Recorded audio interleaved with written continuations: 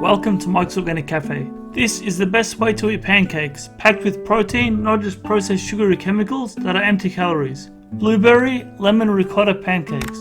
At least you'll have energy after them and not feel like going into a mini coma while sitting on the couch watching TV, holding your stomach, thinking you ate something filling when all you did was fuck up your health.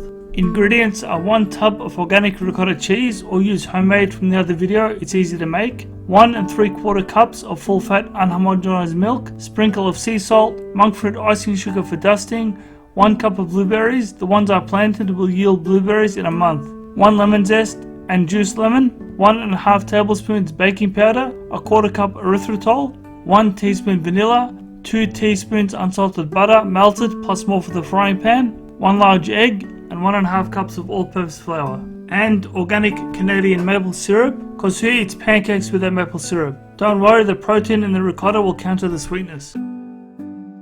Step 1. Heat up a frying pan on medium heat before you begin so it's hot to cook the pancakes. Step 2. In a dough mixer, add the dry ingredients and mix on low for a few seconds, then add the ricotta and the rest of the wet ingredients along with half the butter. I should have melted the butter first, but no matter. So add the milk, egg, vanilla, butter, lemon zest, lemon juice, then turn it on low to start, then speed it up more, then let it mix and rest for a bit. It looks clumpy, but the pancakes won't turn out that way. Step 3. Bring the mixture to the hot frying pan and grab a ladle and pancake flipper. And let me mention that these are more sensitive. It could be because I added too much ricotta or not enough flour. No matter, let's see how they turn out. Just be gentle. Step 4. Add a generous amount of butter to the frying pan, then lower the heat to medium-low temperature. Fill the ladle and drip large circles of batter onto the center of the frying pan. If it's too thick, use the bottom of the ladle to gently thin it out and make a large pancake diameter. Don't shake the frying pan side to side like I just did. It just made the pancake fall off at the sides, but it's the first one, so I can only learn from my mistakes.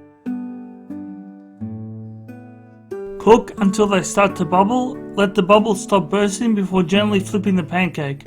I messed up a few, but I gotta say, my flipping technique didn't change the fact that they taste heavenly. With the blueberries, I added mine to the pancake batter mix, because I tried putting them on top of the raw side of the pancake, but it didn't work out flipping it. At least this way they'll be more even.